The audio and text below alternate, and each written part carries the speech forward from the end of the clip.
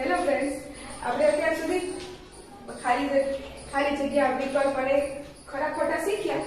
તેમાં હવે આપણે આગળ શીખીએ દાખલા.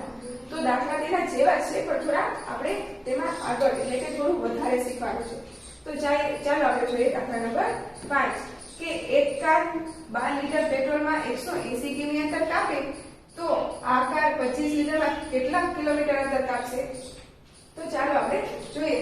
આપણને કીધું છે કે લીટર અને અંતર બે આપણને આપ્યું છે ને, એટલે કે 12 લીટર, એટલે કે 12 લીટર છે ત્યારે કેટલા કિલોમીટર અંતર છે? તો કે 180.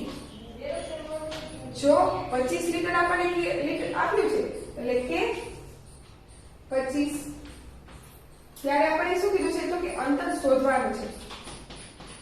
તો હવે કરીએ તો કે આ રકમ અને આ રકમ બે જાશે અંશમાં, એટલે કે 25 ગુણ્યા 180 અને છેદમાં શું આવશે? તો કે 12. હવે આને આપણે પદ આ મોટું છે તો એને નાનું પદ કરી દઈએ. તો એ 25 છે તો એ શું થાય? તો કે 55 25 એટલે કે 5 ગુણ્યા 5 એટલે કે 25 થઈ જાય અને 18 180 એટલે કે 9 ગુણ્યા 18 એટલે કે 90 ગુણ્યા 2 એટલે કે 90 દુ 18 એટલે કે 90 ગુણ્યા 2 એટલે કે 180 થાય. હવે તેવી જ રીતના છેદમાં તો કે 12. હવે 12 છે તો શું થાય? તો કે 6 ગુણ્યા 2 એટલે કે 6 દુ ને 12 એટલે 6 ગુણ્યા 2. હવે આવી રીતના મળ્યું તો સૌથી પહેલા શું કરવાનું? તો કે 2 ઉડી જાય. પછી હવે આ 3 તો આ બને રહ્યા એ 3 ના ઘડિયામાં છેદ ઉડે એટલે કે 3 દુ 6. હજી અહીંયા આગળ શું થશે? તો કે 3 તરી 9 અને 0. હવે શું થયું આપણી પાસે?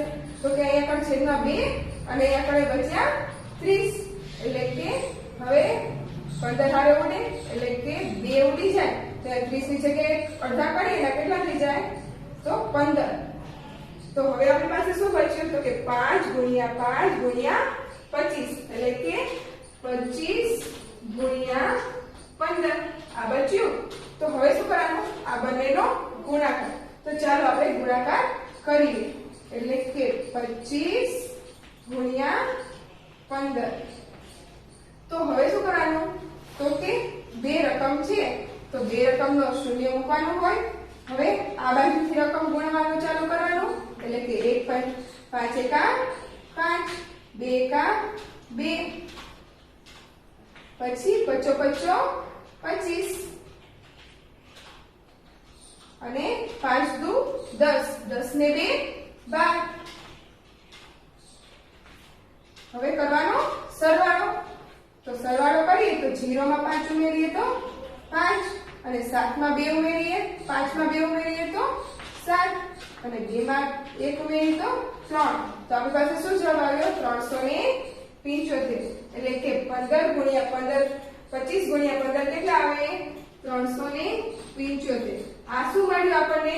તો કે અંતર શેનું? તો કે 25 મીટર હતું ત્યારે 375 મીટર અંતર કાપ્યું, કિલોમીટર અંતર કાપ્યું. એટલે કે 12 લીટર હતું ત્યારે 180 અંતર કાપ્યું અને 25 લીટર થયું ત્યારે કેટલું અંતર કાપ્યું? તો કે 375. તો પછી શું લખવાનું નીચે? તો કે આ કાર 25 લીટરમાં 375 કિલોમીટર અંતર કાપે છે. તો ફ્રેન્ડ્સ, બધાને સમજાઈ ગયું ને? હવે આવી રીતના જોઈએ આપણે આગળનો દાખલો.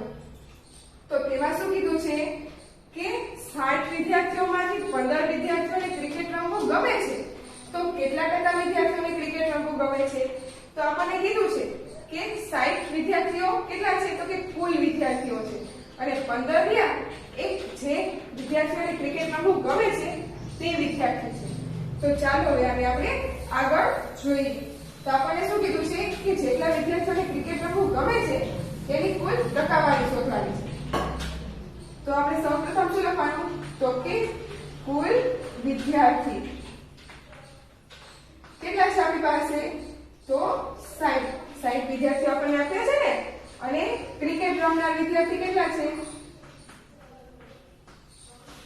તો 15 છે આપણા ક્રિકેટ રમનાર વિદ્યાર્થી. તો આપણે શું કીધું છે કે ટકાવારી શોધવાની છે. હવે ટકાવારી શોધવા માટે શું કરવાનું? તો ટકાવારી છેદમાં આપણે શું લખવાનું? તો કુલ વિદ્યાર્થી. આપણે છેદમાં લખવાના કુલ વિદ્યાર્થી. અને અંશમાં શું લખવાનું? તો કે જે વિદ્યાર્થીઓને ક્રિકેટ રમવું ગમે છે ને તે લખવાનું. એટલે કે ક્રિકેટ રમનાર વિદ્યાર્થી. અને આપણે ટકાવારીમાં શોધવાનું. એટલે કે ગુણ્યા 100. હવે રમનાર વિદ્યાર્થી કેટલા છે ક્રિકેટ? તો 15. અને કુલ વિદ્યાર્થી 60 અને ગુણ્યા 100. હવે આમાં છેદ ઉડાડવાના. હવે છેદ ઉડાડીએ તો આને પેલા રકમ મોટી છે તો આપણે નાની કરી લઈએ. પેલા 0 0 ઉડાડીએ. હવે આપણી પાસે શું બચ્યું છે? તો કે 15 ગુણ્યા 10 છેદમાં 6 આ બચ્યું. હવે છેદ ઉડાડીએ તો શું થાય? તો હવે આને રકમ નાની કરી લઈએ પેલા. એટલે 15 એટલે કે 3 ગુણ્યા 5 એટલે કે 3 પંચા 15 અને 10 એટલે કે 2 પંચા ને 10 અને છેદમાં 6 તો 3 દુ 6 આમ થશે. હવે 2 ઉડી ગયા. અહીંયા 3 ઉડી ગયા. આપણી પાસે શું બચ્યું? તો કે 5 ગુણ્યા 5 એટલે કે 25. એટલે કે 25 એવા વિદ્યાર્થી છે 25% કે જેને ક્રિકેટ રમવું ગમે છે. તો આપણી પાસે શું જવાબ આવ્યો કે 60 વિદ્યાર્થીઓમાંથી 15 વિદ્યાર્થીઓને ક્રિકેટ રમવું ગમે છે. તો 25% વિદ્યાર્થી એવા છે કે જેને ક્રિકેટ રમવું ગમે છે. હવે આવી જ રીતના જોઈ લઈએ દાખલા નંબર 7. તો તેમાં શું કીધું છે ફ્રેન્ડ્સ? તો તેમાં કીધું છે કે 12% ડિસ્કાઉન્ટ મળતા રવિએ એક ટી-શર્ટ 220 માં ખરીદ્યું. તો ટી-શર્ટનો ડિસ્કાઉન્ટ પહેલાનો ભાવ શું હશે? આપણને ડિસ્કાઉન્ટ પહેલાનો ભાવ શોધવાનો છે. અને ડિસ્કાઉન્ટ પછીની કિંમત આપણને આપી છે.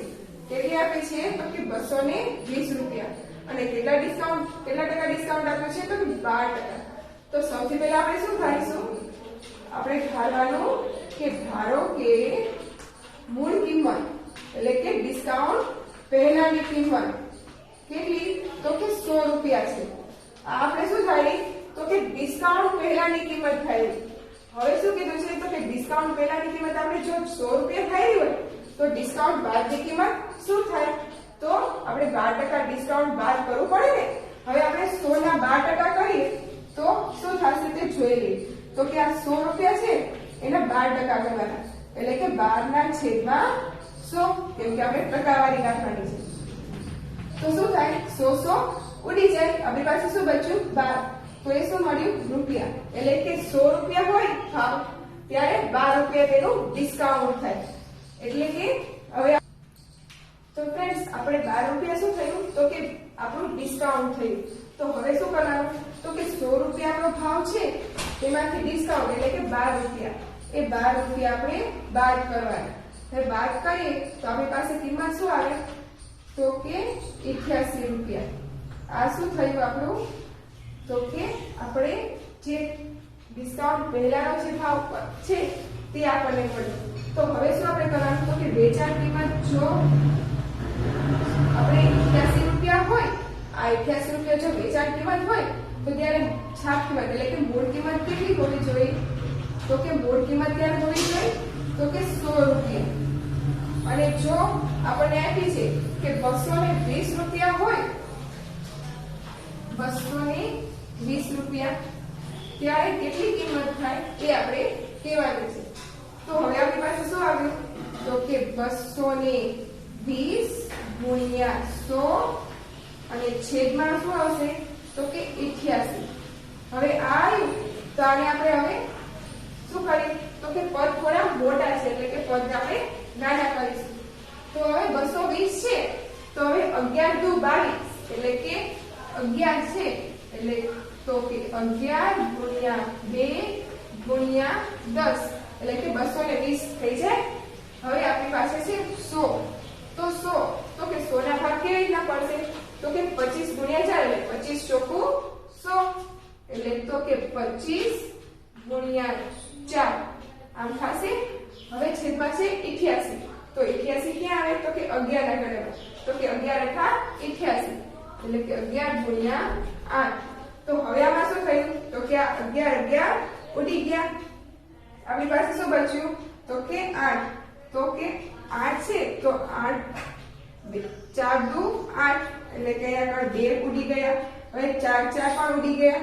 તો આપણી પાસે શું બચ્યું તો કે 10 ગુણ્યા 25 એટલે કે 10 ગુણ્યા 25 કરી તો આપણી પાસે શું જવાબ આવે તો આપણે ગુણાકાર કરીએ 25 ગુણ્યા 10 એટલે કે બે રકમનો 0. હવે 5 એકા 5 અને 2 એકા 2 એટલે કે 250. હવે આ 0 નો ગુણાકાર કરીએ તો 0 નો ગુણાકાર તો 0 જ આવે એટલે કે 250. આ આપણને મળી ગયું કિંમત. કઈ મળી તો કે ડિસ્કાઉન્ટ પહેલાની કિંમત મળી. એટલે કે જો 12% ડિસ્કાઉન્ટ હોય ત્યારે 220 રૂપિયા કિંમત હોય તો ડિસ્કાઉન્ટ પહેલા ભાવ શું હશે તો કે 250. તો ફ્રેન્ડ્સ બધાને સમજાઈ ગયું ને? હવે તેવી જ રીતના જોઈ લે દાખલા નંબર 8. તો તેમાં શું કીધું છે તો કે 250 2500 ને એવી રીતે વહેંચ્યા કે મનુને ભાગ 2 ભાગ, રાજુને 3 ભાગ, કનુને 5 ભાગ. તો દરેકને કેટલી રકમ મળી તે આપણે શોધવાની છે. હવે કુલ આપણને કિંમત આપી છે કે કેટલી છે તો કે 2500. તો આપણે બધાના ભાગ શોધવાના છે. તો ચલો લખી લઈએ કુલ રકમ કેટલી છે તો કે 2500 આ છે. તો આપણે ભાગ શોધી લઈએ.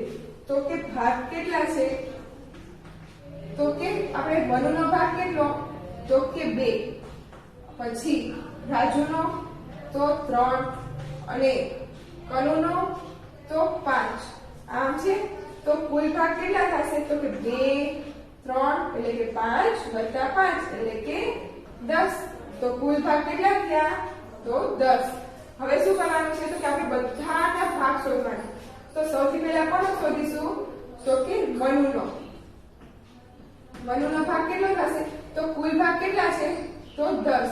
એમાંથી મનુનો ભાગ કેટલાનો તો કે બીજો એટલે કે છે અંશમાં 2 અને કુલ રકમ કેટલી છે આપણી પાસે તો 2500. હવે શું કરવાનું તો 0 0 ઉડી જાય. હવે 2 ગુણ્યા 250. હવે 250 છે આપણી પાસે 250 એના ગુણ્યા આપણે કરવાના છે 2. તો હવે 2 કરીએ એટલે કે 2 નો ગુણાકાર 0 આરે કરીએ એટલે કે 0. 5 દુ 10 અને 2 દુ 4 અને 1 5. આ આપણે આવી ગયો કોનો ભાગ તો કે મનુનો ભાગ. કેટલો તો કે 500. પછી કોનો ભાગ શોધવાનો છે તો કે આપણે શોધવાનો છે રાજુનો ભાગ. તો રાજુનો ભાગ શું છે તો કે રાજુનો ભાગ છે 10. કુલ ભાગ છે એમાંથી રાજુનો ભાગ છે ત્રીજો અને ગુણ્યા કુલ રકમ કેટલી છે આપણી પાસે 2500. હવે 0 0 ઉડી જાય. હવે 250 ગુણ્યા 3 આપણી પાસે શું આવ્યું 250 ગુણ્યા 3. હવે ગુણાકાર કરીએ એટલે 3 નો ગુણાકાર 0 આવે 0 અને 5 કરી 15. 3 દુ 6 ને 1 7. આપણી પાસે શું આવ્યું 750.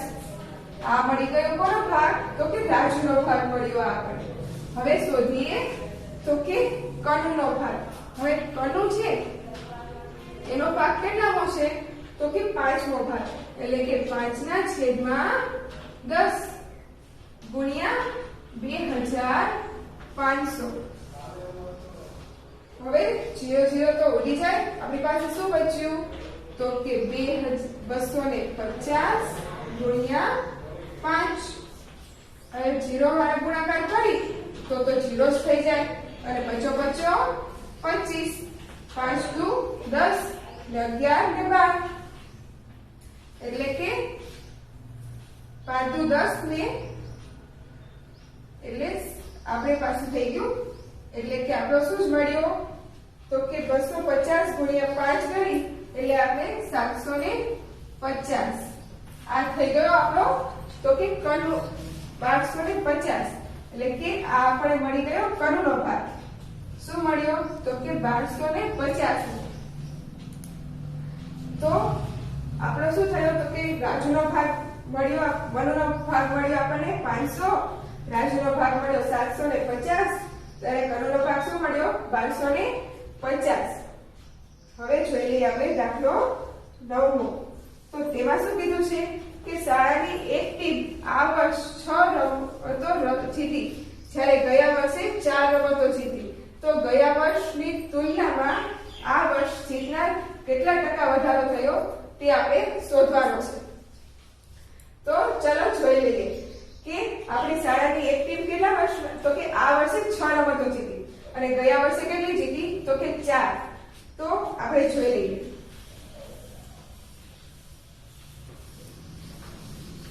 તો સૌપ્રથમ શું કીધું છે કે આ વર્ષ, એટલે કે આ વર્ષની રમત તો કેટલી છે?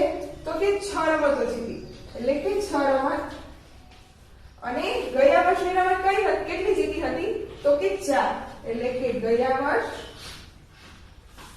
એટલે કે કઈ રમત? તો કે 4 રમત. હવે આ થઈ ગયું, એટલે કે હવે તફાવત આપણે શોધવો પડશે કે આપણે કીધું છે કે ગયા વર્ષની તુલનામાં આ વર્ષે કેટલી રમતમાં વધારો થયો. તો આપણે તફાવત શોધીએ, એટલે કે તફાવત બરાબર શું થશે? તો કે ગયા વર્ષે આ વર્ષે 6 રમત જીતી અને ગયા વર્ષે 4 રમત, એટલે કે 6 માંથી આપણે 4 બાદ કરીએ તો કેટલા બચે? તો કે 2, એટલે કે 2, એટલે કે ગયા વર્ષ કરતા આ વર્ષે 2 રમત આપણે વધારે જીત્યા છે. તો હવે આપણે શું કરવાનું છે કે આ વર્ષે જીતમાં કેટલા ટકા વધારો થયો એ આપણે શોધવાનું છે. તો આપણે શું કરીશું? તો કે ટકામાં વધારો. ટકામાં વધારો તો શું થશે? આપણે કુલ કેટલા તફાવત થયો? આપણે તફાવત કેટલા ટકાનો વધારો થયો? તો કે 2. અને કુલ આપણી મૂળ રકમ, એટલે કે કેટલી રમતો હતી કુલ? તો કે 4 કુલ રમત હતી, એમાંથી આ વર્ષે 6 થઈ, એટલે કે 2 રમતનો વધારો થયો, એટલે કે 2/4. અને આપણે ટકાવારીમાં શોધવાની છે. ટકામાં કીધું છે એટલે ગુણ્યા 100. તો હવે શું થશે? તો કે 25 ચોક 100 થાય, એટલે કે 25 ચોક 100. તો આપણી પાસે શું બચ્યું? તો કે 50 ગુણ્યા 2, એટલે કે 25 ગુણ્યા 2 એટલે કે 50. આ થયો ટકા, એટલે કે 50% નો વધારો થયો. એટલે કે શાળાની એક ટીમ આ વર્ષે 6 રકમ જીતી, 6 રમતો જીતી, ત્યારે ગયા વર્ષે 4 રમતો જીતી હતી. તો ગયા વર્ષની તુલનામાં આ વર્ષે કેટલી રમત જીતી? તો કે 50% વધારો થયો રમતમાં. તો ફ્રેન્ડ્સ, અત્યાર સુધીના દાખલા બધાને સમજાઈ ગયા ને? તો ચાલો હવે આપણે આગળ આવા બીજા દાખલાઓ શીખીએ.